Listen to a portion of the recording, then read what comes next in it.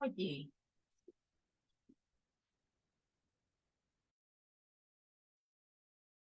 Bueno, buenas noches a todos. Pues vamos a estar en un webinar con el doctor Albano de Mendoca. Es nuestro invitado del día de hoy. Y bueno, pues él nos va a hablar de un interesante tema. Doctor Albano, queremos agradecerle por parte de los directivos y de la Asociación de Andepta que pues haya aceptado esta invitación para darnos este webinar, que pues la información que usted nos proporcione nos va a ser de mucha utilidad y sobre todo que pues habemos aquí pues profesionales, hay para también público en general. Entonces pues nos comentaron de este tema que es como algo importante para nuestro conocimiento profesional. Y pues para nosotros es un honor tenerlo aquí en este espacio. Espero que no sea la primera y última vez, sino que posteriormente podamos contar con usted en otros espacios de Andepta. Y pues agradecerle a todas las personas que se están conectando para que también ustedes sepan que cada 20 días Andepta realiza un webinar con diferentes temas para que pues podamos nosotros obtener información que nos ayude a estar pues buena habilidad para manejar los problemas, las dificultades y sobre todo pues que tengamos bienestar. Entonces, bueno, pues muchas gracias, doctor Albano, por estar con nosotros. Yo soy Esther Sánchez, soy la presidenta de Andepta y también nos acompaña la vicepresidenta Dolores Hernández y también está con nosotros por ahí el maestro Lizardo González y bueno, somos los directivos de la asociación. Y bueno, pues les voy a leer parte de la semblanza del doctor Albano para que ustedes lo conozcan. Y bueno, pues ya posteriormente le damos el micrófono al doctor Albano. Muchas gracias, doctor, por estar aquí. al contrario.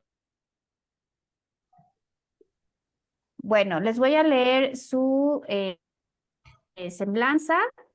Él es médico cirujano por la Facultad de Medicina de la Universidad Nacional Autónoma de México, UNAM. Realizó una especialidad en psiquiatría y salud mental en la UNAM, con sede en Centro Médico Nacional 20 de noviembre del ISSSTE.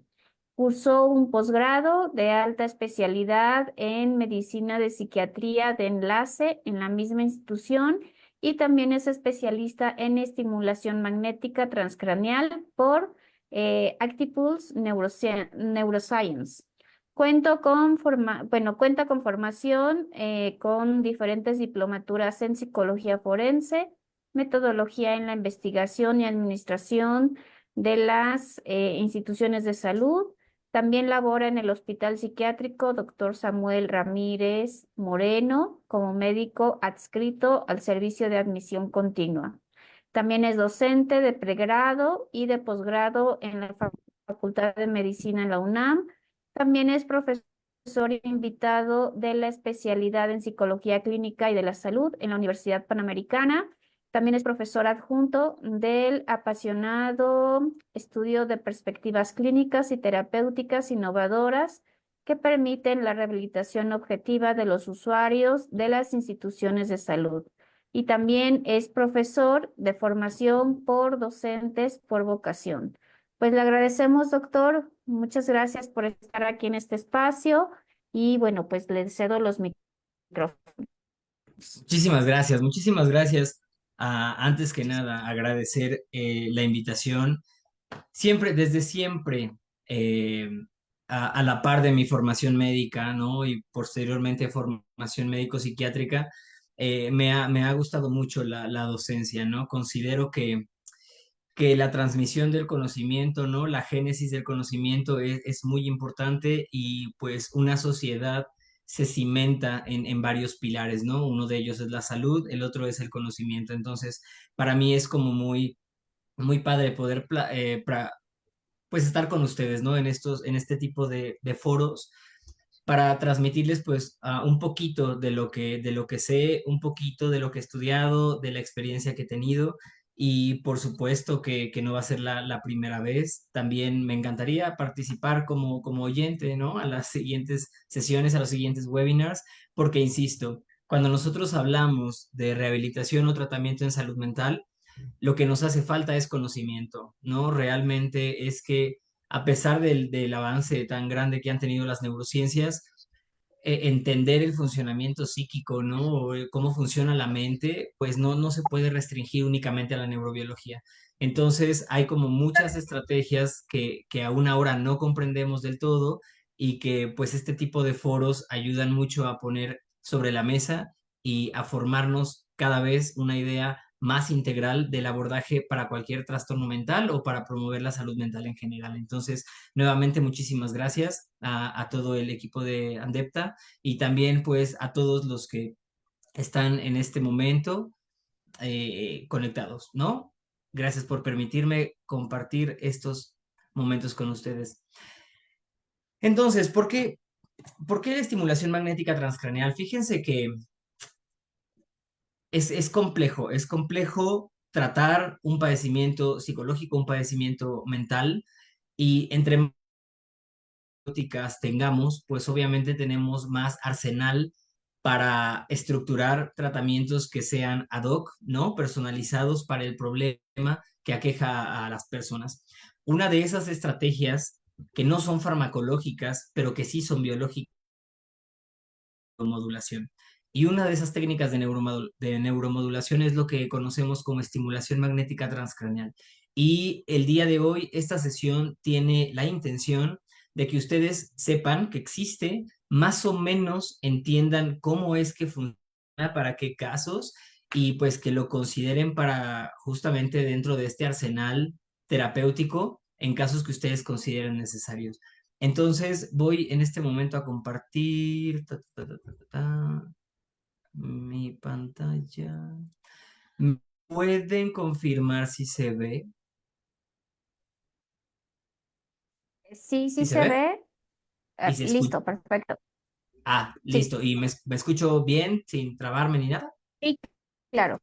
Hecho. Va, muchísimas gracias. Entonces, yo francamente pensé que iban a cambiar el título. Porque el título propuesto era parte broma, ¿no? Porque cuando nosotros escuchamos la palabra eléctrico, ¿no? O incluso electromagnetismo, pues lo primero que viene a nuestra mente en el día a día de la sociedad mexicana, pues son los aparatitos estos de toque, esto que es, ¿no? Que vemos en la calle. Y realmente tiene algo que ver, pero no es francamente lo mismo, por supuesto, porque pues esos toquecitos no tienen ninguna capacidad terapéutica, pero sí vamos a hablar o vamos a tener que abordar nociones de electricidad, por supuesto, de un campo magnético y de más o menos cómo funciona la electricidad en nuestro cerebro. Entonces vamos allá. Vamos a dialogar. Obviamente, el platicar sobre estimulación magnética transcraneal nos puede llevar todo un congreso y semanas de congreso, porque es un campo, insisto, de la neurociencia muy amplio, que no únicamente se aplica a la psiquiatría, sino también a la neurología y cada vez más en otras disciplinas médicas, ¿no? Como por ejemplo cardiología, bueno, cirugía cardiovascular, rehabilitación, muchísimos casos que pueden verse beneficiosos, ¿no? Con el uso de estas estrategias. Pero el día de hoy vamos a dar rápidamente un resumen para que, insisto, ustedes tengan nociones de lo que es este tipo de tratamientos. Entonces, todo surgió, la premisa básica con la cual la sociedad pudo comprender el uso de los campos magnéticos, pues se remonta a 1831, cuando Michael Faraday propone la ley de inducción electromagnética. Esta ley propone que un campo magnético variable en intensidad y frecuencia puede inducir la formación de una corriente eléctrica en un material conductor. ¿Qué quiere decir esto? Que cuando nosotros exponemos un material conductor, en este caso el tejido cerebral, el tejido nervioso, a un campo magnético que varía en cuanto a su intensidad y frecuencia, nosotros podemos generar un potencial de acción en las neuronas del sistema, ¿no? De nuestro tejido orgánico. Obviamente, cuando Michael Faraday propone o establece esta ley de inducción electromagnética, no lo hace en tejido, lo hace en objetos conductores, hablando de metales, ¿no? O incluso el agua. Sin embargo, con el paso de los años, conforme fueron estudiándose cada vez más los campos electromagnéticos y la función que ellos tenían en otros materiales conductores, pues se llegó a la conclusión de que podríamos utilizarlo de forma terapéutica. En ese sentido, en 1831, Michael Faraday estableció la electromagnética.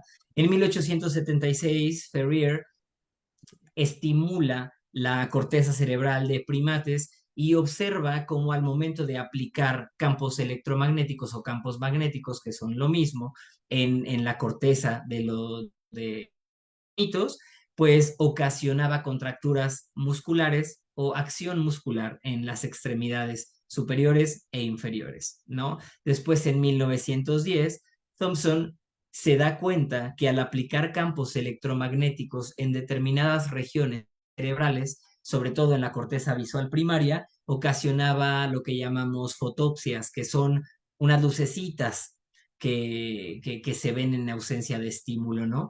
Y entonces, pues esto empezó a brincar en en la comunidad neurocientífica de aquel entonces, y en 1965 se empieza a estudiar cada vez más el efecto de los campos magnéticos sobre la acción de los músculos, y se dieron cuenta que al aplicar un campo magnético en determinado grupo muscular directo, ya no en el cerebro, pues también se lograba la contracción de esos grupos musculares. En 1980 se aplica específicamente campos magnéticos para estimular la corteza motora primaria, y esto, al momento de estar midiendo con un electroencefalograma, pues evidentemente pudieron objetivar cómo al aplicar el campo electromagnético en el cerebro, al momento de registrar el trazo, pues sí había un cambio significativo en las ondas cerebrales, lo cual inequívocamente pues puso en manifiesto de que los campos electromagnéticos, que es otro tipo de fuerza no eléctrica, también al momento de ser aplicados en el tejido nervioso, que es un material conductor, pues ocasionaba cambios en la fisiología de las neuronas, ¿no?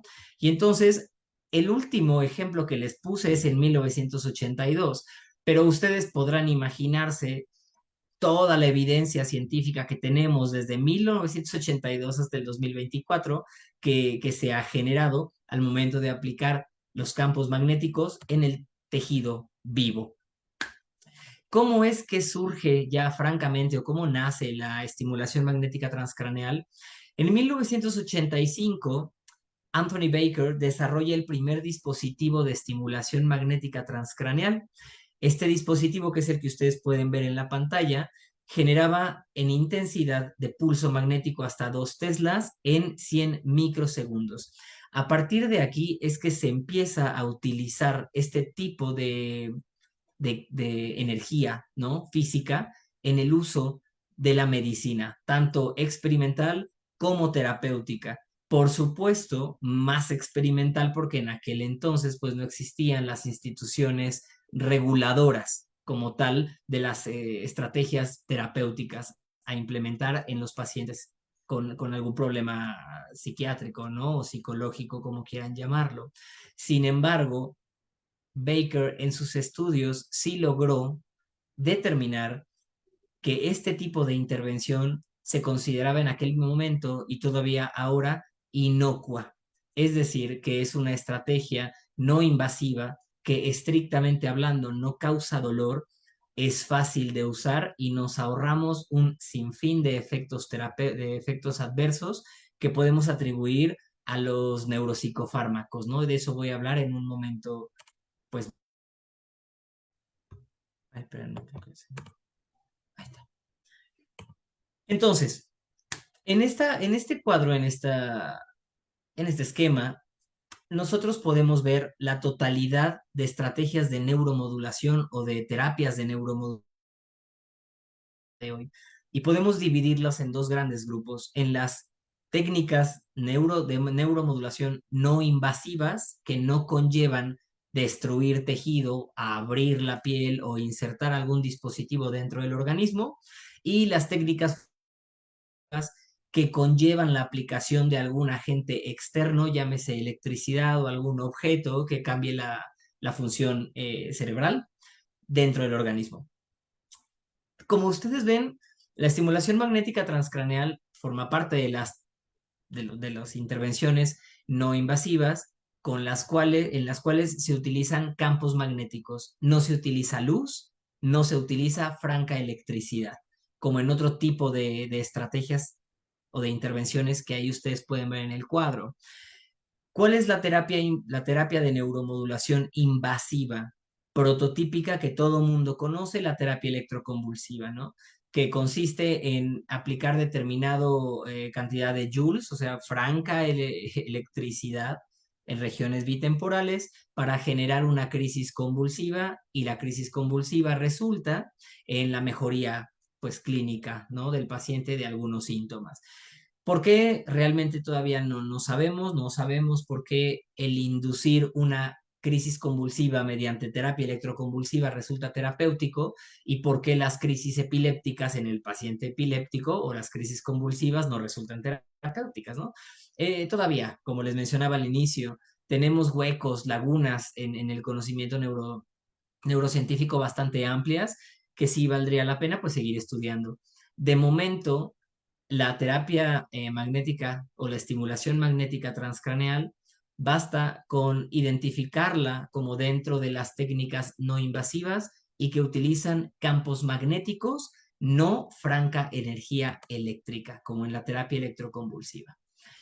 ¿Cuál es el fundamento de este tratamiento? Pues entender que cuando nosotros aplicamos mediante una bobina, que una bobina no es más que un aro donde se enrollan un alambre de cobre, y nosotros mediante un generador de campos magnéticos dejamos pasar pulsos de electricidad, y cada pulso de electricidad va a generar un campo electromagnético. Este va a llegar de forma perpendicular a la bobina. Ahorita les voy a mencionar cómo, o bueno, les voy a mostrar en una imagen, y justamente el campo magnético va a difundirse de 1 a 4 centímetros, más o menos, dependiendo del tipo de bobina, en lo profundo del tejido nervioso, y va a ejercer su acción. Una de las principales ventajas de este tipo de estrategias terapéuticas es que el campo magnético no se difunde hacia todo el organismo, ni siquiera se difunde hacia todo el cerebro, se va perdiendo. Un campo magnético, una vez que es emitido del alambre de cobre, va perdiendo fuerza conforme va proyectándose. En el sistema nervioso central, las bobinas más potentes, que están hechas específicamente para eso, el campo o el pulso magnético que logran proyectar de los 4 centímetros de profundidad en el sistema nervioso central. ¿Cómo es que entonces nosotros pretendemos trabajar una sola región del cerebro y que conlleve una mejoría significativa en varios dominios mentales o neurológicos? Pues porque resulta que el cerebro humano tiene 125.000 millones de conexiones solamente en el cerebro, y eso forzosamente obliga o condiciona que si nosotros inhibimos o estimulamos una región, por muy pequeña que sea, esta va a tener los miles de millones de neuronas a las que está conectado. Por eso es que hablamos de una comunicación a gran escala, porque nosotros hemos determinado ciertos targets o ciertos puntos diana en la corteza cerebral con las cuales trabajar, a las cuales vamos a aplicar estos campos magnéticos, pero sabemos que esas regiones a su vez están conectadas con todo el resto del cerebro, y entonces ocasionamos mejorías indirectas. Esa es la premisa básica terapéutica de la estimulación magnética transcraneal. Liberamos energía mediante una bobina, se crea un campo magnético. El campo magnético, como ven en esta imagen, el campo magnético se esquematiza mediante las ondas de color morado. Y si ustedes ven en la bobina, que es ese dispositivo en forma de 8, ven dos como líneas color azul, Eso no tiene más que la intención de esquematizar que ahí adentro de la bobina no hay más que un cable de cobre enredado una y otra y otra y otra y otra vez. La bobina no es lo más complejo de hacer, cualquiera puede hacer una bobina, es cuestión de atar o enredar cable una y otra y darle 1000 vueltas al aro, ¿no? Donde está el cable, para después dejar pasar energía programada en cuanto a intensidad y frecuencia. Y cada que dejamos pasar energía eléctrica, esa energía eléctrica en la bobina genera un campo magnético. Y ese campo magnético llega a la corteza prefrontal, activa o inhibe ciertas neuronas de un sector específico, y esa inhibición o esa activación en cascada activa o inhibe todas las neuronas que están a su alrededor. ¿Sale, vale? Ok, vamos a hacer una cosa. Voy a darle seguimiento a la presentación y mejor al final rescato todas las preguntas, ¿no? Del chat y bueno, las que ustedes gusten hacerme para que ya, porque a lo mejor me hacen una pregunta ahora que respondo en diapositivas posteriores, ¿sale? Entonces, esto es la caricatura, es el esquema de lo que sucede en lo que sucede al momento de aplicar energía electromagnética. Por supuesto que tampoco es aplicar campos magnéticos a lo bruto, ¿no? Porque nosotros estamos expuestos a campos magnéticos en nuestro día a día. La luz genera un campo magnético, el celular genera un campo magnético, el microondas, todo dispositivo eléctrico o que utilice electricidad genera campos magnéticos. De ahí que haya muchas teorías que casi parecen hasta conspiratorias, ¿no? Donde no te duermas con el celular cerca de la cabeza porque las ondas electromagnéticas del celular te van a chingar no sé qué parte del cerebro. Eso no pasa. Eso es un mito, porque el campo magnético que emite el celular pues es por demás bajo, muy bajo, tan bajo que pues no impacta este, del sistema nervioso central. Hay personas que incluso no se ponen el celular, hombres, ¿no? En la bolsa del pantalón por la creencia de que las ondas electromagnéticas van a dejarlos estériles porque disminuye la formación de espermatozoides. Realmente esto está comprobado. Es más mito que realidad. Lo que sí es muy cierto es que sí emiten campos electromagnéticos, solamente que nosotros como seres humanos, ¿no? Yo no me dedico a eso, pero los seres humanos creamos dispositivos con parámetros bien establecidos para que en cada pulso se libere determinado amper o determinado, se me fue la otra unidad de medida, pero dejémoslo en amperes. Determinada cantidad de amper o determinados hertz de frecuencia para lograr el cambio que esperamos, ¿no? ¿A qué voy con esto? A que no es a lo menso, ¿no? ¿Qué es la intensidad? La intensidad es la potencia de la fuerza con la que el campo electromagnético está cargado, ¿no? Es la cantidad de energía que se maneja en el campo magnético. La frecuencia es la cantidad de pulsos, por ejemplo, 100 pulsos por segundo, 300 pulsos por segundo, eso tiene que ver, a eso se refiere con la frecuencia. La duración, pues, es el tiempo que nosotros estamos trabajando con la corteza, porque lo vamos a ver al ratito, pero existen trenes de frecuencia. Un ejemplo, aplicamos 100 pulsos en 3 milisegundos, descansamos 10 milisegundos, aplicamos otros 300 pulsos en 3 milisegundos, descansamos 5 milisegundos. El total del tratamiento con esas variantes en cuanto al tiempo es la duración, que tiene que ver más con la duración de la sesión. El tipo de estimulación, porque ahorita les voy a presentar una gráfica. Existen varios tipos de estimulación que están configurados en cuanto a intensidad, frecuencia y duración. También el tiempo entre las sesiones es una variable importante a considerar. El estado cerebral no es lo mismo un cerebro sano, entre comillas, me refiero anatómicamente hablando, o un cerebro que tiene múltiples microeventos cerebrales vasculares o que tiene un macroevento hemorrágico previo o en fin, ¿no? Alguna malformación nerviosa. O sea, no es lo mismo trabajar con una arquitectura nerviosa convencional que con cambios en su estructura. También el tipo de bobina es importante. Esta bobina que ustedes ven, o esta caricatura que ustedes ven en la pantalla, es una bobina en 8. Y como ustedes pueden ver, como son dos bobinas circulares, una pregunta, ¿ustedes ahorita que están viendo la presentación también me ven a mí en chiquito o no?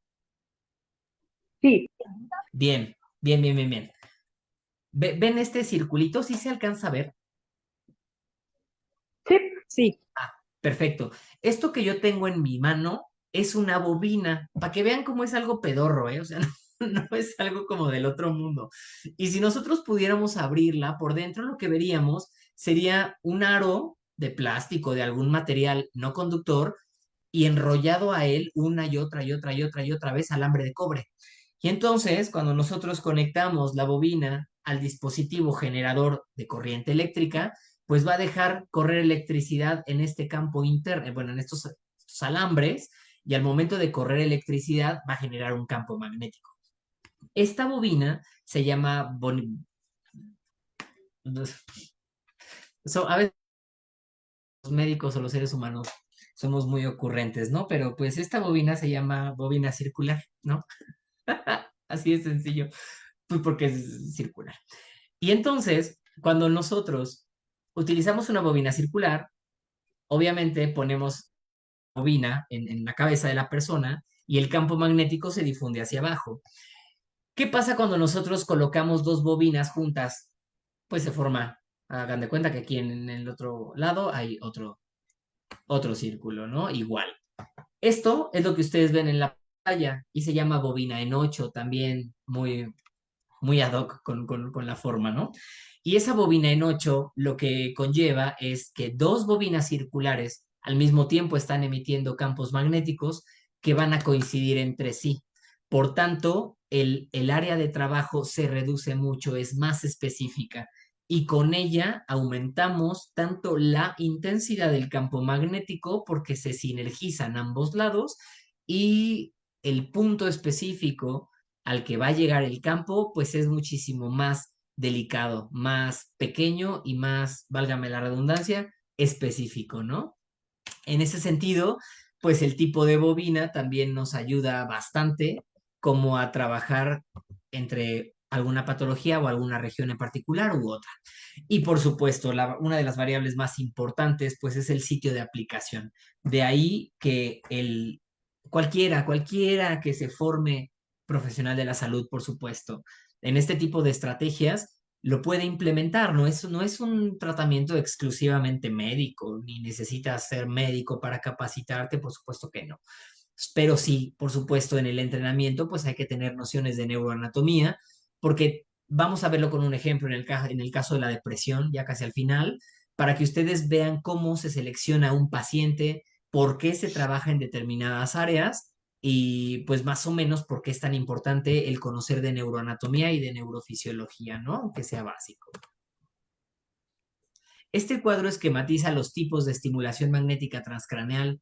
Tenemos la estimulación magnética transcraneal sencilla, donde nada más se utiliza un pulso y es un pulso magnético, o sea, se genera un campo magnético y ya, dejamos pasar tiempo importante, otro pulso aislado, dejamos descansar, otro pulso aislado, dejamos descansar. La estimulación pareada, como su nombre lo indica, conlleva utilizar dos pulsos distintos. Por lo general, el primero es de más baja, de menor intensidad, de menor potencia, como para preparar el terreno electrofisiológico para el segundo pulso más intenso. Y entonces tenemos un pulso chiquito seguido de un pulso más intenso. Dejamos descansar milisegundos, un pulso pequeño, un pulso más intenso, dejamos descansar y así se van generando estos patrones durante el total de la sesión. La estimulación magnética repetitiva es la que al día de hoy ha demostrado tener el mayor potencial terapéutico. Por eso es que es la que se utiliza y es en la que todos nos hemos centrado a partir de que se ha determinado esto.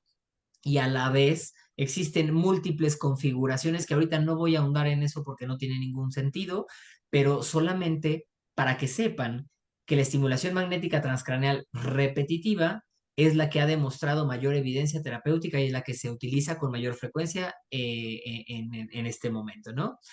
Existen dos tipos de estimulación repetitiva: de alta frecuencia, que son un chorro de pulsos por unidad de tiempo, o de baja frecuencia, que son pulsos, menos pulsos en una unidad de medida de tiempo.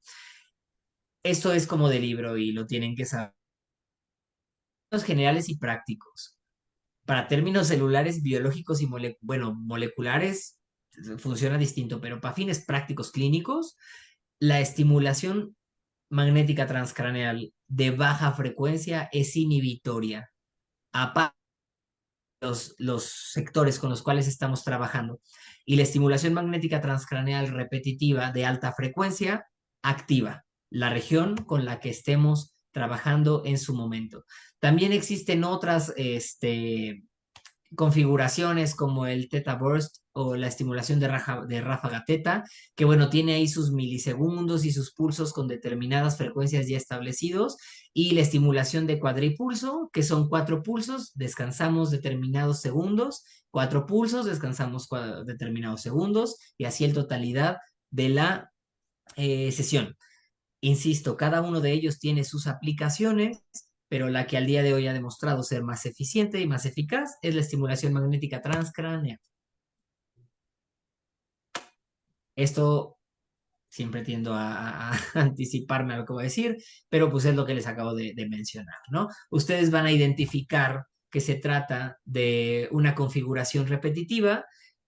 TMS o TMS significa Transcranial Magnetic Stimulation y R es repetitive. Entonces, cuando ustedes lean RTMS, significa estimulación magnética transcraneal repetitiva y es la que más van a encontrar en textos neurocientíficos. ¿Sale?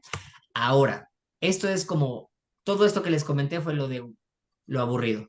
Fue lo aburrido, fue lo de física, lo de que ahorita terminando van a tener que irse a leer la ley de inducción electromagnética. Pero ¿qué es lo que ocasionan los campos magnéticos en el tejido vivo? Son 5 principales efectos terapéuticos que podemos esperar de aplicar cualquier campo magnético con características terapéuticas. 1, neuromodulación.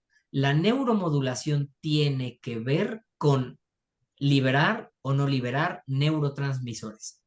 Por supuesto que cuando nosotros utilizamos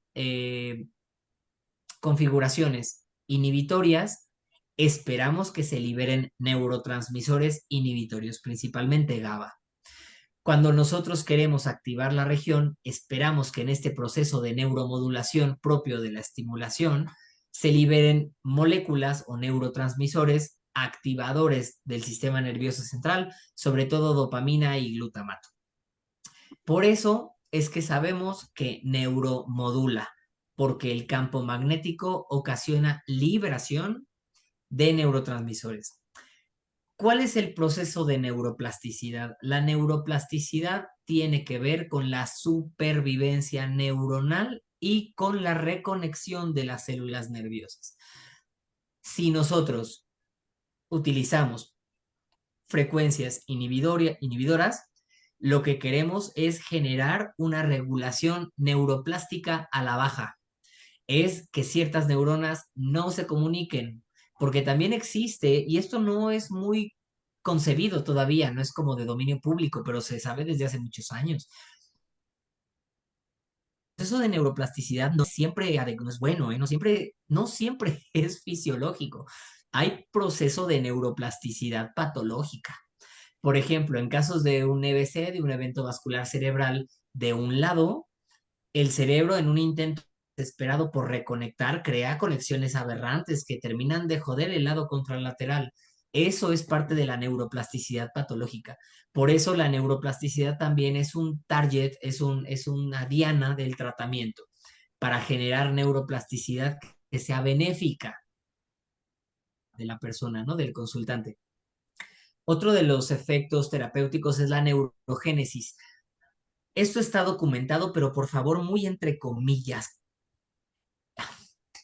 Porque si una neurona no tiene potencial para dividirse, no se va a dividir así Diosito le diga, divídete. No, o sea, hay ciertas neuronas que tienen capacidad de neurogénesis. Por ejemplo, las neuronas del bulbo olfatorio, las neuronas que están rodeando el epéndimo, que es el conducto central de la médula espinal, donde transcurre el líquido cefalorraquídeo. Esas neuronas sí se recambian constantemente, pero otras no. Entonces, este proceso de neurogénesis hace alusión a que cuando una neurona tiene potencial para replicarse, para dividirse o para generar nuevas neuronas y es expuesta a estimulación magnética transcraneal, sí se va a lograr. Pero si nosotros aplicamos campos magnéticos en una neurona que genéticamente o nuclearmente no se va a dividir, pues tampoco hace milagros, ¿no? Tampoco se va a dividir.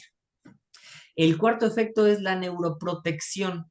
¿A qué se refiere con la neuroprotección? A que los campos magnéticos bien dirigidos, bien utilizados, han demostrado disminuir el tiempo de envejecimiento cerebral y también han logrado poner en pausa los procesos de suicidio celular que se llama apoptosis. Las neuronas también se matan, ¿no? Pero se matan porque saben que hay algo malo con ellas. Si nosotros podemos, con campos magnéticos, modificar la genética de esa célula, pues nunca va a generar alguna aberración en sí misma y no va a desencadenar en una cascada suicida.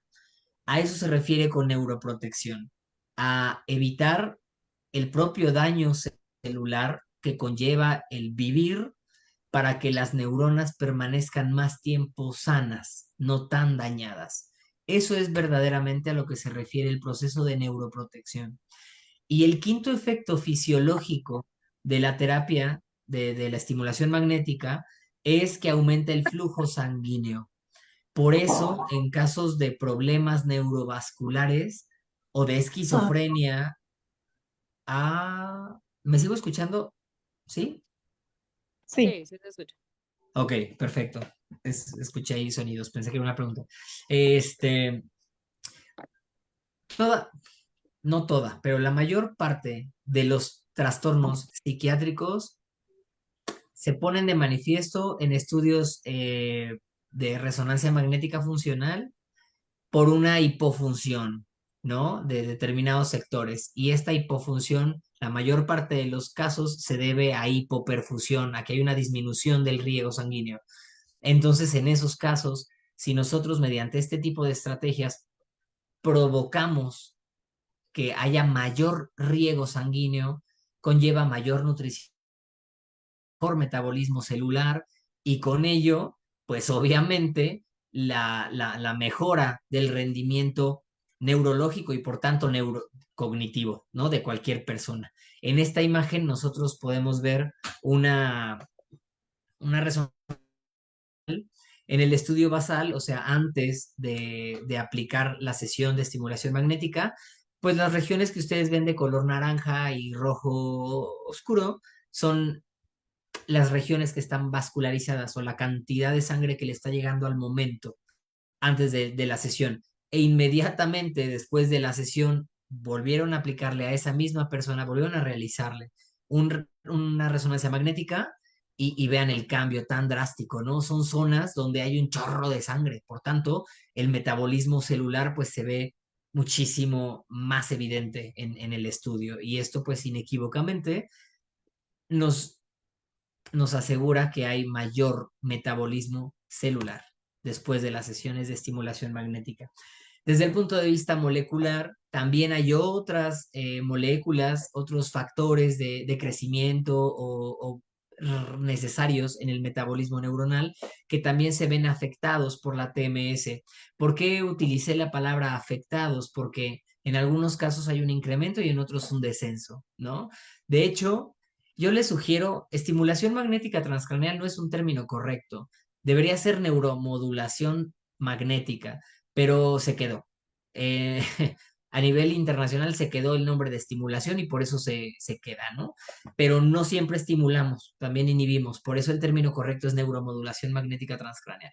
Entonces, otras moléculas que se ven impactadas por esta estrategia de tratamiento, pues son el ATP, que es como la moneda energética de las neuronas, el óxido nítrico, que es una potente molécula vasodilatadora, bueno, el CGMP, que es la guanosina monofosfato cíclico. Este es un segundo mensajero que es vital para transmitir la señal al núcleo y a otros organelos celulares desde la membrana. Los triglicéridos, hablando del sistema endocrino, el colesterol total, ambos vienen hacia la baja al momento o después de las sesiones. Las lipoproteínas, que no son más que otro tipo de colesterol, y las hormonas tiroideas también. Se han hecho estudios en pacientes hipotiroideos e hipertiroideos con estimulación magnética y se ha visto cambios. Todavía no son concluyentes y no son homogéneos, pero bueno, sí se han logrado determinar que las hormonas tiroideas cambian al momento de aplicar este tipo de intervenciones. Y pues suena muy lógico, ¿no? Porque quien controla la hipófisis, a fin de cuentas quien controla la glándula tiroides, a fin de cuentas es la hipófisis que se encuentra en el mismo cerebro. Este es un esquema de lo que nosotros podemos esperar en 3 tiempos distintos tras las aplicaciones de los campos magnéticos, ¿no? Hay diversas manifestaciones sistémicas en los circuitos neuronales, a nivel celular, molecular, incluso atómico, ¿no? Pero ya son estudios de mucha especialidad. Pero lo que sí podemos determinar inmediatamente después de terminar con las sesiones es una baja en el colesterol, una mejora del ritmo circadiano, porque las sesiones dan sueño o regulan el ciclo circadiano. También de forma inmediata empezamos a modificar la potenciación a largo plazo y la depresión a largo plazo, que son los procesos que median la neuroplasticidad. También inhibimos la apoptosis, por eso es que se considera, dependiendo de la frecuencia que usemos, incrementamos las concentraciones de GABA para apagar determinados sectores o incrementamos las concentraciones de dopamina para activar las estructuras que busquemos trabajar. Y esto es, obviamente, si el tratamiento se proyecta varios días o semanas, dependiendo del tipo de estimulación, pues ya después, como mejoramos los síntomas depresivos o de ansiedad, también disminuye el cortisol y eso conlleva que a la larga haya un inmunomodulador muy importante en las personas con cualquier padecimiento psiquiátrico. También se ha demostrado que incrementa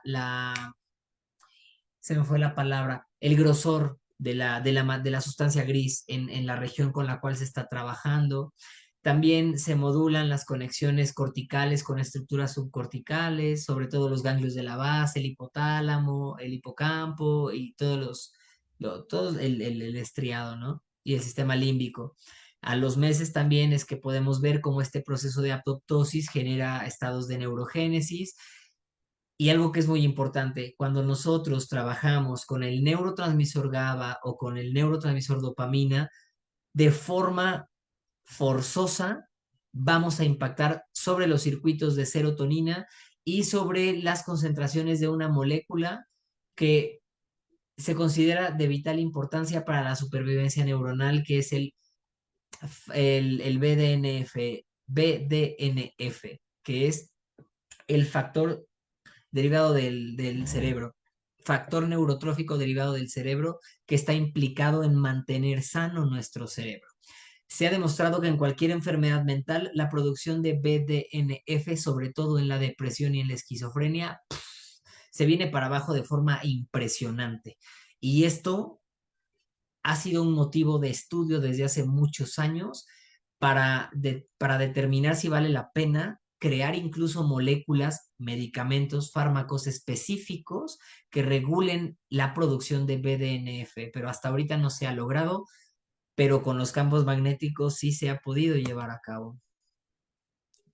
En cuanto a la duración del efecto terapéutico, todavía no se ha definido porque el cerebro de cada individuo, con todas sus características, pues, pues varía de una persona a otra. Entonces, al igual que con los medicamentos, se ha encontrado que aplicar sesiones durante 3 semanas mantiene el efecto un par de meses, pero igual ha habido estudios que ponen de manifiesto que 3 semanas de tratamiento provocan 6 meses de mantenimiento terapéutico. Y entonces se han propuesto ciertos esquemas de tratamiento donde se aplican determinado número de sesiones, determinado número de veces, digo, de semanas, y se deja descansar a la persona medio año. Y entonces otras 3 sesiones, 5, 6 sesiones, 10 sesiones, y se deja descansar a la persona medio año. Así es como se utiliza la estimulación magnética transcraneal.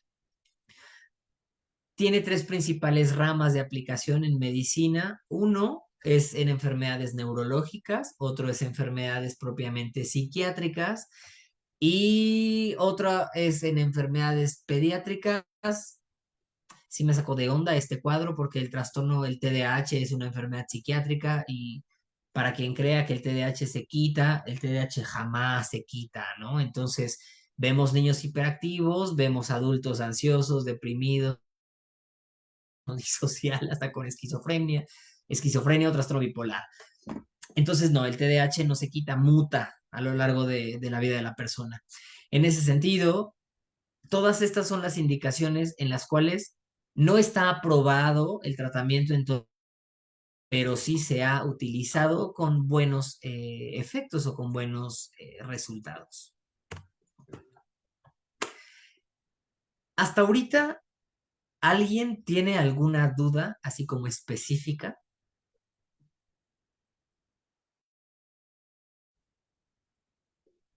Sí, no tiene que haber una duda. No, yo no Sí, puedo ser tan bueno explicando. Ajá, tengo una duda. sí, claro. Bueno, justamente retomando un poquito del tema sobre los campos magnéticos, que cada persona se podría considerar que tiene un campo magnético distinto, Ajá. ¿cómo podría afectarnos las ondas que generan esas otras personas? Es decir, sí repercute el hecho de, por ejemplo, esta parte que digo, creo que también se me va a contestar un poquito, pero es, ¿qué tanto me podría afectar el hecho de juntarme con una persona depresiva, ¿no? ¿Cómo afectaría mi campo magnético? Digo, si hay alguna razón de que sí lo altere o en realidad solamente es cuestión psicológica. No sé si expliqué mi pregunta. Sí, sí, híjole, es que te metiste en un tema escabroso, en un tema muy escabroso, porque ese tema, que a mí se me hace maravilloso, no pertenece a la neurociencia, porque el campo, ¿alguien sabe cómo le han llamado al campo electromagnético del ser humano? ¿Sabes? ¿No sería la física cuántica? Vámonos más a algo macro, ¿no? Has escuchado del aura, ¿no? Sí, sí, sí, El sí. aura, el aura es el campo electromagnético de nuestro cuerpo. Ok, Y en ese sentido, la neurociencia todavía no tiene las bases suficientes para explicar el proceso áurico, ni para explicar cómo ese campo electromagnético genera cambios en el campo electromagnético del otro. Sin embargo, hay otras disciplinas no científicas que son más de corte místico que sí aseguran que evidentemente el contacto electromagnético entre seres vivos, no nada más humanos, porque las plantitas también tienen un campo electromagnético, todo lo que se mueva, todo átomo que se mueva, genera claro. energía, ¿no? Por tanto, un campo magnético. En ese sentido, tu pregunta es muy complicada. Sí te puedo responder desde mi perspectiva, no desde la neurociencia, porque la neurociencia todavía no toca ese tema, vaya, no es tan interesada en tocar ese tema. Pero es algo tan random, tan complejo como que, ¿sabes por qué se les llamó a las personas con trastornos psicóticos lunáticos? Me imagino que era porque tenían como un lunar en sus ondas cerebrales. Algo así me No. suena, ¿no? No. Se les empezó a llamar lunáticos porque se ponían todos locos en luna llena. Ok. Te lo juro, a lo largo de la historia de la medicina y de la psicología, el término lunático se utilizó para aquellas personas con un trastorno psicótico que se enloquecían en la luna llena, Como lo ¿no? del mar y toda esta parte, ¿no? Que también Exactamente. se afecta la marea. Justamente, y eso es por el campo electromagnético de la Luna, ¿estamos de ¿Y hasta acuerdo? qué punto deja de ser este campo electromagnético Ujú. y comienza a ser como esto ya, esta ciencia que aún no se ha estudiado? O sea, ¿hasta qué punto? Porque entiendo el punto, creo que a veces estoy relacionando dos cosas diferentes como lo holístico y lo científico. Y pues bueno, por eso me interesé en este webinar. Pero entonces, ¿hasta qué punto? ¿Hasta qué punto sería, no, hasta aquí, veré, se habla del campo electromagnético y hasta este punto ya es holística, como que algo que tenga que ver relacionado con lo espiritual tal vez, porque si bien, por ejemplo, el tema de la luna, pues es una realidad, pero también hay muchas situaciones holísticas o espirituales que se relacionan con el suceso de una luna llena. Entonces, ¿hasta qué punto tú me podrías decir si desde tu punto de vista esto ya no entra de... Indudablemente, eso no entra en el tema de la estimulación magnética transcraneal como estrategia terapéutica desde la neurociencia. ¿Sale? ¿Por qué? Ok, Porque se tendría que crear un... Para que nosotros comprobemos eso que me estás preguntando, que te entiendo perfecto, primero tendríamos que generar un campo magnético tan intenso como para modificar la estructura de nuestro campo magnético como seres humanos, de todo, ¿sale? sí, Y como eso, súper sensibles, ¿no? ¿mandé? Como seres súper sensibles, de que detectamos todo a la mínima y creo que todavía no estamos tan evolucionados para sentirlo así. Justo, creo que el entendimiento humano no nos da todavía para explicar ese tipo de fenómenos. Y desde la ciencia menos, ¿eh? Desde la neurociencia menos. Para yo saber de qué forma cambia el comportamiento humano con un campo electromagnético, tengo que crear una habitación que te bombardee con un campo magnético tan importante que modifique todo tu campo magnético. El problema, ¿cuál es? Que voy a desmadrar la función de todo tu organismo, porque nuestro campo magnético, piénsalo de esta forma, no es más que el resultado de la energía eléctrica de cada uno de nuestros órganos, ¿correcto? Claro, Y si nosotros modificamos el campo magnético con fines experimentales, no sabemos qué vaya a pasar con la función de cada uno de los órganos. Entonces, cómo desde el punto podría de vista explotar, cómo bioético, podría mejorar. Que ¿mandé? cómo podría explotar, pues podría mejorar, ¿no? Justamente. eh, a la fecha no se puede explicar todavía eso desde la neurología, Ok. desde mi perspectiva, por supuesto, y digo, no sé cómo, pues, ay, pues sí, pues no importa, ¿no? A lo mejor pierdo credibilidad como médico por eso, pero pues me vale madres. Eh, es, es, ese es el fundamento básico de la medicina Reiki, ¿sabes? La medicina Reiki lo que hace es modificar el campo áurico, modificar el campo electromagnético del cuerpo mediante el campo electromagnético del médico Reiki. Y, Y ajá, dime. perdón. Y entonces, es verdad que el tema, por ejemplo, bueno, pero es que eso ya es lo holístico, ya. O sea, creo que me estoy como que poniendo el pie yo solita porque es como el tema de la ley de atracción y estas cosas que muchas veces, como dices, también lo trae Reiki y todo eso, pero que se ha comprobado científicamente que cuando hacemos meditación, pues las ondas cerebrales definitivamente cambian. Y cuando entramos en un proceso de onda, beta, etc., pues definitivamente tendemos a materializar esto, que a veces pensamos, dependiendo del estado también corporal, ¿no?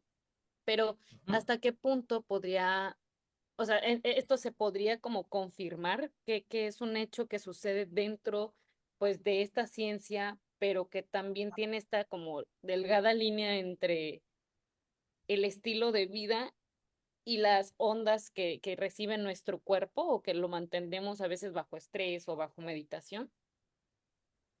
Justo, es, es que lo que tú mencionas a mí me suena bastante lógico, ¿eh? Pero no soy como el prototipo de neurocientífico. Entonces, es verdad, o sea, podría casi asegurar que que la modificación de los campos electromagnéticos a los que estamos expuestos, por supuesto que tiene un impacto sobre nuestro campo electromagnético y por ende sobre nuestro funcionamiento orgánico y por ende sobre nuestro funcionamiento cerebral. Entonces, un ejemplo básico que puedes esquematizar como tu pregunta, sucede que cuando una persona anda deprimida e ingresa a una habitación donde hay otras personas, va a tender a poner pesado el ambiente, va a enlentecer el ambiente, solo por estar deprimido y sin querer. Pero ese fenómeno tiene mil y una explicaciones. El cognitivismo le dará su explicación, el psicoanálisis le dará su explicación, la neurociencia le dará su explicación, y la realidad es que hasta ahorita, incluso el poder modificar la realidad con nuestra mente sigue siendo una teoría. Yo estoy seguro que sucede. Yo estoy en la misma sintonía en que la realidad se construye desde acá. No es que ya exista, es que se va construyendo, pero sigue siendo una teoría, porque no tenemos todavía los dispositivos o el conocimiento para poner orden y claridad en ese tipo de pensamientos. ¿Me explico? Muchas gracias, muchas gracias. No, ¿de qué? Con gusto.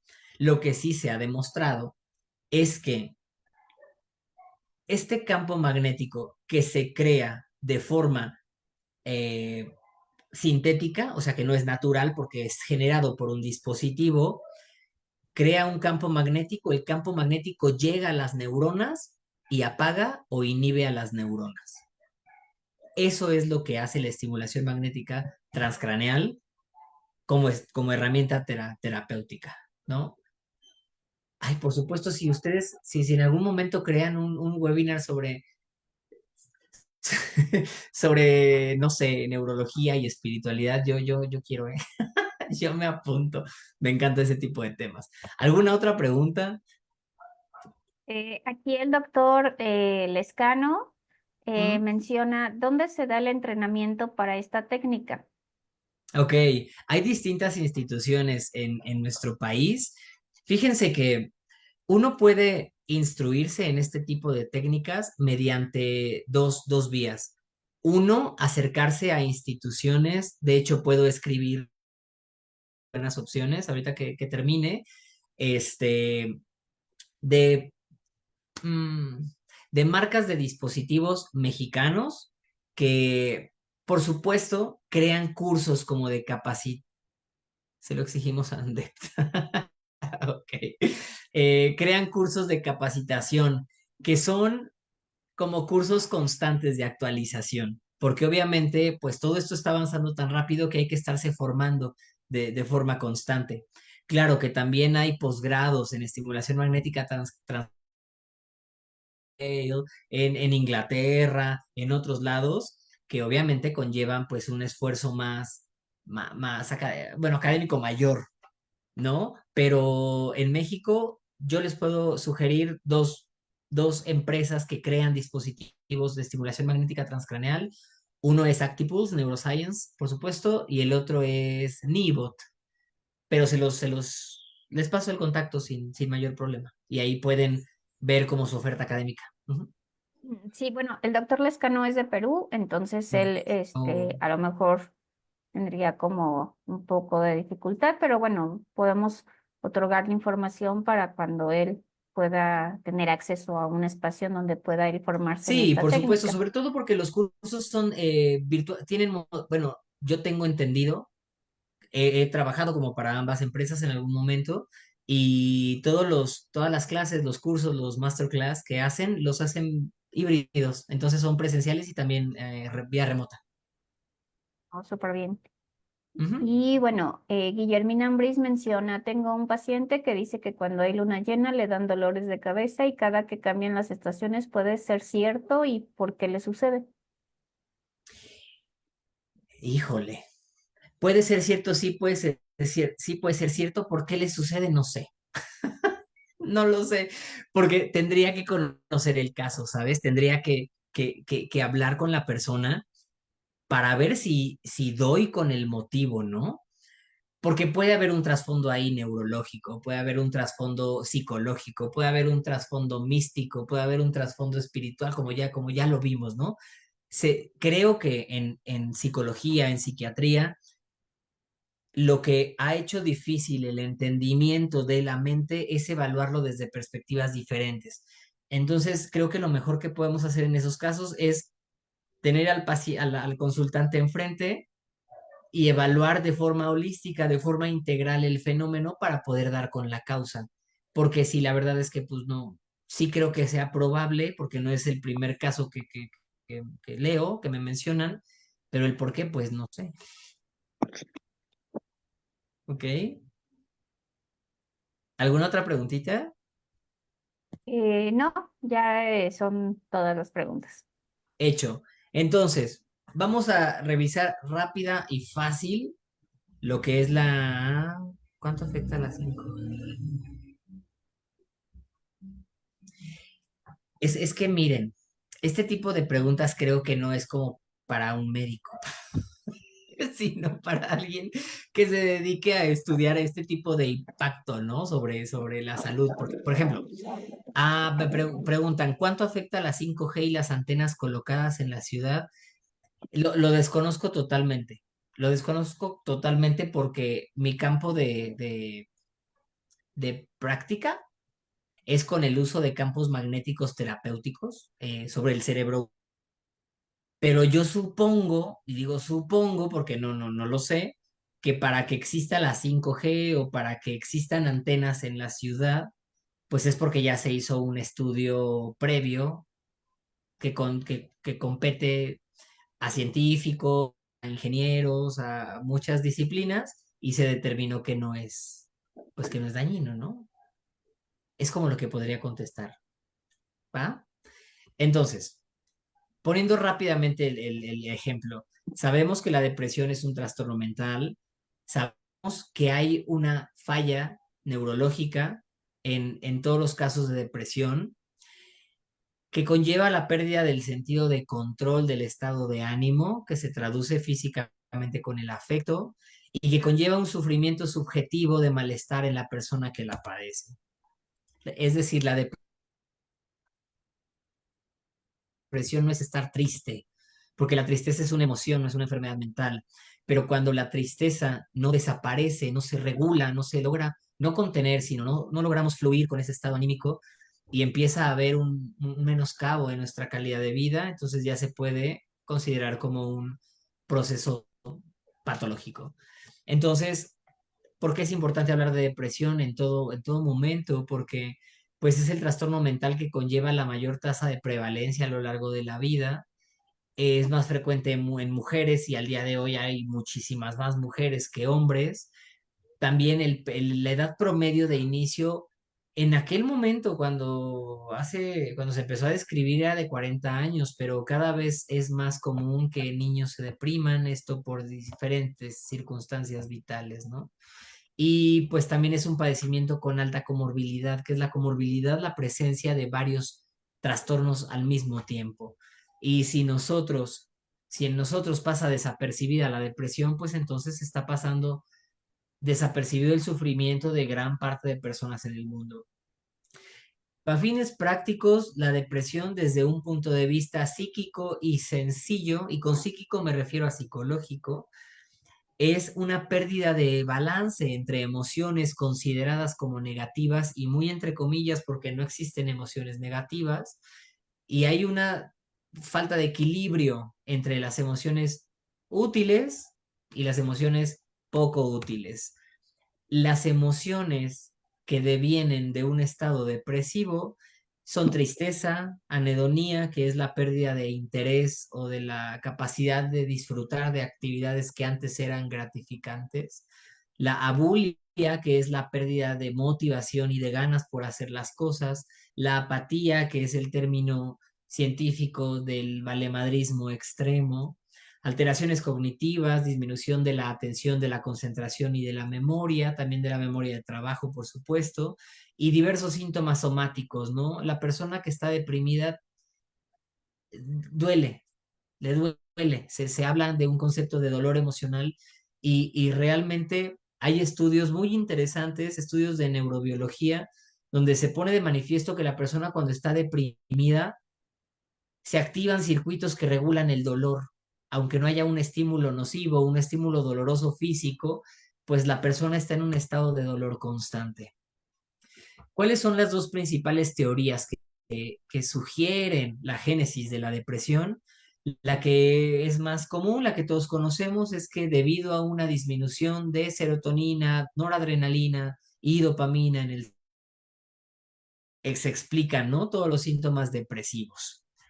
Hay otra teoría más compleja, más a nivel molecular, que tiene que ver con esta molécula que les mencionaba hace un rato, que es el factor neurotrófico derivado del cerebro, que al disminuir las concentraciones de estas moléculas de, de cascada de segundos mensajeros dentro de la célula, que hace que la neurona no crezca, que no superviva y que se vea truncado su proceso de neuroplasticidad con otras neuronas. Entonces la neurona prácticamente queda inhabilitada y eso se presume que es la causa por la cual la persona se manifiesta deprimida.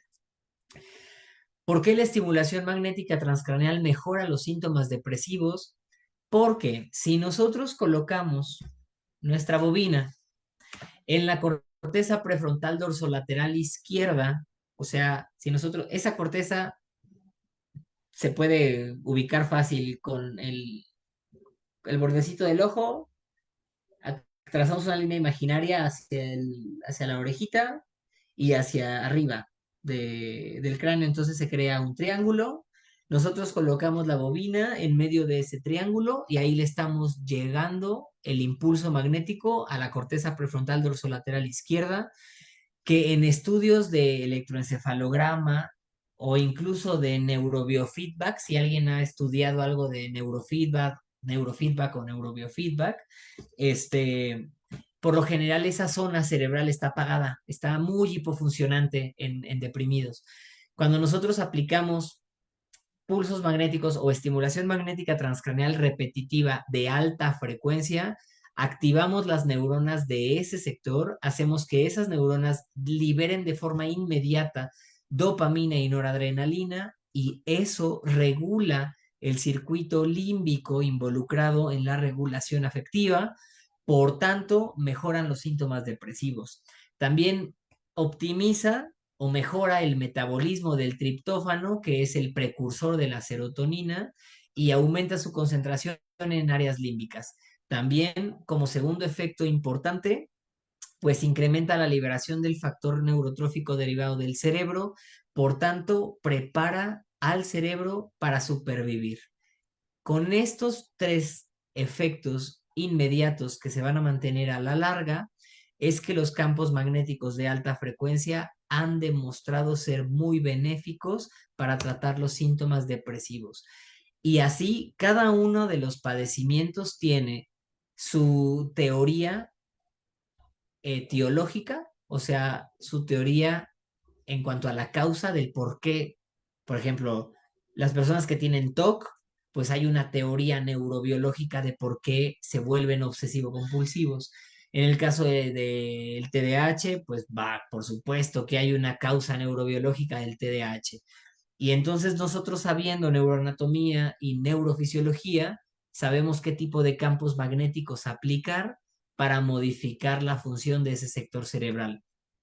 ¿Cuál sería el paciente deprimido ideal para estimulación magnética transcraneal? Un adolescente o adulto que ya tenga el diagnóstico confirmado con un psiquiatra, con un psicólogo, claro, que exista evidencia de hipofunción en la corteza prefrontal dorsolateral izquierda, porque, oh sorpresa, en la medicina nada es absoluto, entonces personas deprimidas donde su corteza prefrontal dorsolateral izquierda funcione bien y lo que está dañado es la corteza prefrontal dorsolateral derecha o el área, no sé, ¿cómo se llama? El área motora suplementaria. Pero, o sea, hay como un chorro de sectores que se pueden alterar en un mismo padecimiento. Y entonces, nosotros tenemos que evidenciar mediante la clínica o mediante un estudio neurofuncional cuál es el sector afectado, cómo está afectado, programar nuestros parámetros de campo magnético y ubicarlo en determinada sección. También lo mejor es que el paciente pues tenga una intensidad de los síntomas de leve a moderado, porque por supuesto que si llega a ustedes o conocen de un caso de depresión grave, no lo vamos a tratar con estimulación magnética transcraneal porque el mayor efecto antidepresivo se lo reservamos todavía a los medicamentos, que son como el estándar de oro para tratar la depresión.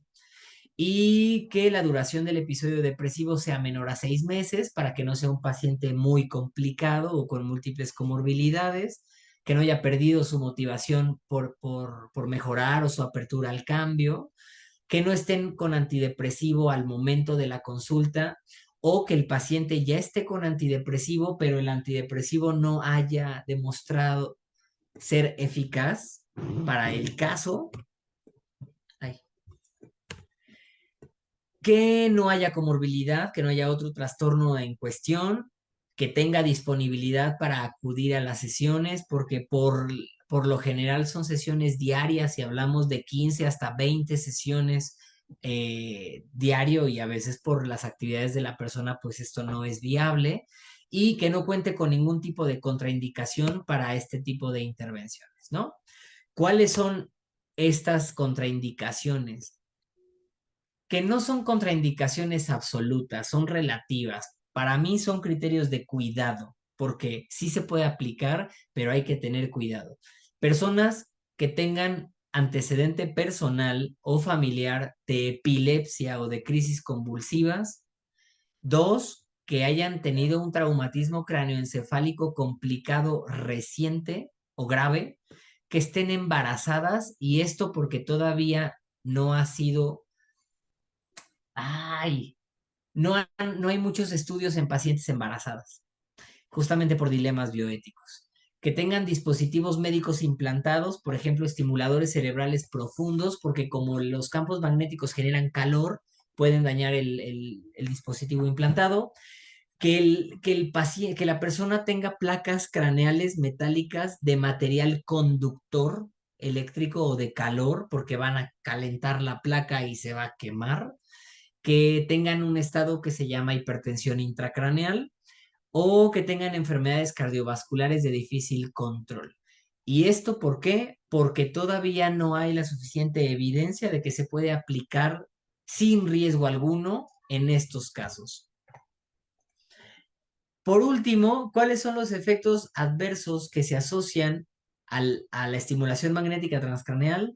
Los más frecuentes es sensación discreta de mareo, sensación de quemadura, que es más que nada de calor, no de quemadura como tal, hormigueo o incomodidad, a veces hasta comezón en la zona de aplicación, dolor del cuello, es no es por el campo magnético, sino por la posición, porque el paciente tiene que estar como sentado recto, entonces se cansa después de un tiempo.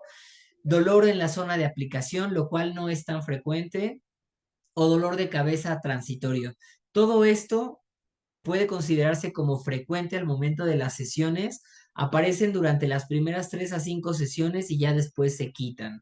Entonces, para nada justifican suspender el tratamiento. ¿Qué otros efectos son como más raros, pero también pueden ser considerados como normal o como esperados? Llanto o risa, cuando nosotros estimulamos, y esto solamente con bobinas muy específicas de alcance muy profundo, si nosotros estimulamos estructuras subcorticales, podemos inducir risa o llantos solo por la estimulación del hipotálamo, ¿no? No porque la persona esté mal, sino es como un reflejo químico por activar el hipotálamo. Pero no sucede, es rarísimo. También problemas del habla, transitorios, problemas se llama disartria, como para articular el lenguaje. Y esto sucede cuando trabajamos en regiones temporales, sobre todo en región temporal izquierda, donde están las áreas de Brodmann que se encargan de articular el lenguaje. Entonces la persona tartamudea después de la sesión y ahí pues nada más hay que mover un poquito la bobina del lugar. Pérdida de la audición también es temporal porque pues como estamos trabajando a veces con frecuencias inhibitorias, apagamos temporalmente las neuronas que se encargan de reconocer el sonido y ya de forma muy extraña y muy rara, muy poco probable, s- si acaso a lo largo de la historia de este tratamiento 10 personas han convulsionado en una sesión, algunas se han desmayado, eh, han detonado cuadros maníacos, pero porque la persona tenía trastorno bipolar, no porque el tratamiento fuera lo que le generara el trastorno bipolar. Y bueno, convulsiones francas también es como rarísimo, ¿no? ¿Por qué se considera que es un tratamiento inocuo? Porque de todos los tratamientos que existen a la fecha, es el que menor riesgo de efectos secundarios tiene.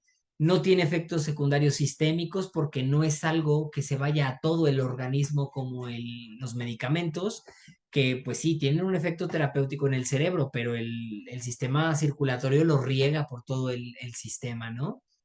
Entonces, por eso es que se considera como una buena estrategia terapéutica en varios casos en particular, sobre todo casos donde están multitratados, en casos que no responden a tratamientos convencionales o padecimientos de difícil manejo, ¿no?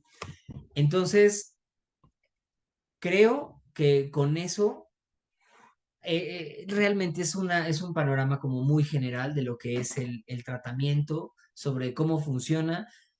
Por supuesto que para entenderlo perfectamente tendríamos que en una sesión hablar de TMS y depresión, en otra TMS y TDAH, en otra TMS y autismo, TMS y esquizofrenia, TMS y epilepsia, porque es hablar como de la etiología y la neurofisiología de cada padecimiento y del por qué este tipo de intervenciones funcionan en cada caso, ¿no? Entonces, eso es como todo por mi parte. Estoy como que pues lo que ustedes me quieran preguntar, con todo gusto, pues solventamos la duda, ¿no? Muchas gracias, Sí, doctor Albano. no, Pues muy amplia su explicación. La verdad es que es una técnica, en mi caso, poco conocida, pero veo que es como útil en el sentido de que pues podamos también tener esta alternativa y sobre todo cuando hay casos que finalmente, como dice, multitratados, que de repente la gente ya no sabe qué hacer y muchos profesionales pensamos que pues no hay otra opción más que el medicamento, ¿no? justo. Entonces desconocemos mucho en esta cuestión. Qué bueno que pues logró estar con nosotros para abrirnos como esta otra técnica que pues igual recomendarla con otros profesionales para que los pacientes, los doctores y los mismos psicólogos tengan conocimiento, ¿no? Que eso es lo que se requiere como para el bien de los pacientes. Y bueno, aquí menciona Berenice, leí que el TDAH, su cerebro reconoce el estado de estrés como su dopamina y por ello varias situaciones que nos generan presión nos hacen más productivos que las que nos dan calma o Ujú. algo así. Dice que no es médica, pero bueno. Sí, totalmente. El problema neurobiológico, no, la causa neurológica del TDAH es una disminución de la producción de dopamina en la corteza prefrontal. Por eso es que los TDAHosos que no están en tratamiento se meten en problemas constantemente porque utilizan el caos para liberar dopamina. Cuando el ser humano se expone a una situación angustiante, hay una liberación extraordinaria de todas las catecolaminas, dopamina, noradrenalina y adrenalina. El cerebro del TDAHoso es un cerebro que no tiene suficiente dopamina y justamente todos los tratamientos que utilizamos para tratar el TDAH, válgame la redundancia, obligan al cerebro a producir dopamina. Cuando no existen esas moléculas, la persona busca situaciones, se expone a situaciones de riesgo para incrementar sus concentraciones de dopamina y, perdón por el término que voy a utilizar, no lo digo en mala onda, Yo soy TDAHoso y estoy en tratamiento, pero los TDAHosos nos metemos en problemas para desapendejarnos, ¿no? Tú lo dijiste de forma muy sutil, para volvernos más productivos, pero realmente es para desapendejarnos, para dejar de vivir en este estado de distracción o de inquietud. Porque, tengo problemas de pareja, porque tengo una pareja tóxica, eso me mantiene ansioso y me mantiene liberando dopamina de forma constante. Por eso es que me dicen, deja a tu pareja porque te está haciendo daño, híjole, pero sí sé que me está haciendo daño, pero pues me está haciendo daño, pero me mantiene concentrado por la liberación de dopamina. Entonces, te hago caso, pero dame otra alternativa para seguir liberando dopamina, ¿no? Como lo hacía mi relación tóxica. Lo igual con el trabajo en exceso, igual como cuando los TDAHosos se enculan con los videojuegos o con las series o cosas así, con la comida. Las personas hipersexuales lo hacen como un franco componente adictivo, que al exponerte al estímulo gratificante genera liberación de dopamina y mejora la cuestión cognitiva, ¿no? De esa persona. Por eso a todos los TDAHosos hay que tratar para que no busquen situaciones caóticas para más o menos alcanzar su estabilidad vital. Ujú. No hay de qué. ¿Alguna otra preguntita? Yo tengo una pregunta. Digo, Ujú. primero que nada, muchísimas felicidades. Me encantó el tema, me pareció muy Muchas gracias. interesante. Y tengo una duda. Yo había escuchado algo de la terapia de no, terapia, bueno, que se maneja con imanes. ¿Tiene algo o unas bases o algo parecido con esto que estamos viendo ahorita? Sí, sí, la magnetoterapia eh, es como cuando la magnetoterapia creció, se transformó en estimulación magnética transcraneal. La magnetoterapia lo que hace es crear un campo magnético desde un polo negativo y un polo positivo en el cuerpo. Y entonces lo que busca la magnetoterapia como estrategia holística es modificar el campo electromagnético del cuerpo. Pero no existe todavía un Ah, protocolo de magnetoterapia como tal para tratar problemas psiquiátricos.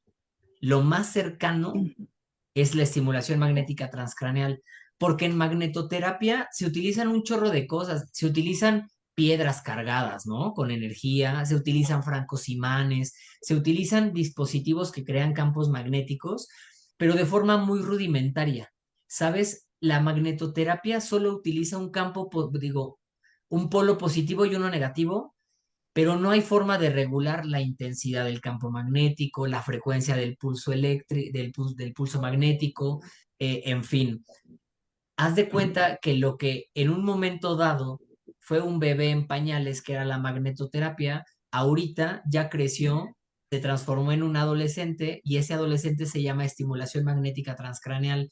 Yo espero que antes de morirnos alcance su etapa de adulto, ¿no? A ver cómo lo llaman en unos 40, 30, en unos 30, 40 años, pero es como la misma línea de investigación. Ambos utilizan campos magnéticos, solo que la magnetoterapia de forma como muy rudimentaria, no tan técnica, no tan controlada, y la estimulación magnética ya con la posibilidad de modificar los campos magnéticos a nuestro gusto y a nuestro entendimiento. Por eso es que los campos magnéticos, hablando de neuromodulación magnética, también se pueden utilizar en el cuerpo. Solo que, vaya, con fines de esta sesión hablamos de su utilidad en trastornos mentales, ¿no? Pero igual se utilizan para mejorar el proceso de cicatrización después de una cirugía, igual se utilizan para tumores en otros órganos, para disminuir el crecimiento de los tumores, en fin, los campos magnéticos se utilizan para muchas cosas, ¿va? sí. Muchísimas gracias y nuevamente felicidades por el tema. No, de qué, muchas gracias a ustedes. Bueno, pues aquí Guillermina Ambris también le da las gracias. Art dice, súper fresca la sesión, interesante y novedosa, muchas gracias. Berenice también le da las gracias. Y Laura Díaz refiere que fabulosa la información. Y pues muchas gracias. Qué súper, qué Pues súper. muchas gracias, doctor Albano. Queremos compartirle aquí lo que es pues la constancia que le vamos a presentar por habernos permitido tener aquí en este espacio. Muchas A gracias. ver, ah, y pues de antemano agradecerle que haya estado aquí con nosotros. ¿Sí la logra ver? Ah, no, No, no se ve. no, sigue en negro. Bueno, aquí está la constancia del doctor Albano.